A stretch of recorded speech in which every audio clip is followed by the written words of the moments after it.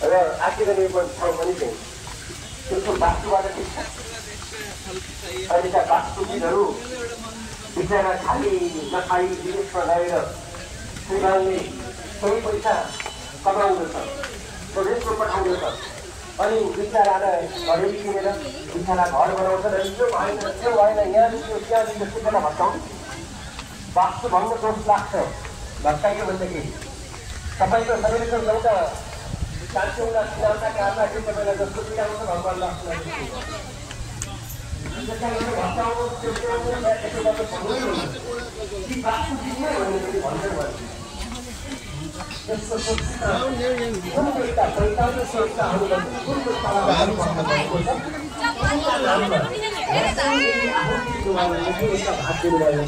यो वास्तु भङ्ग गर्दै बसेको यो कुरालाई यहाँ समितिएको भएदेखि अझ उत्कृष्ट हुन्थ्यो। यद्यपि समग्रमा उहाँले वास्तुका बारेमा राम्रो अध्ययन गर्नुभएको छ र केही कुराहरू समेट्नु भएको छ। मैले साधुभाव प्रकट गर्न चाहेँ।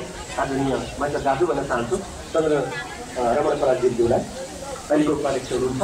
उहाँको यो प्रयास असाध्यै राम्रो छ।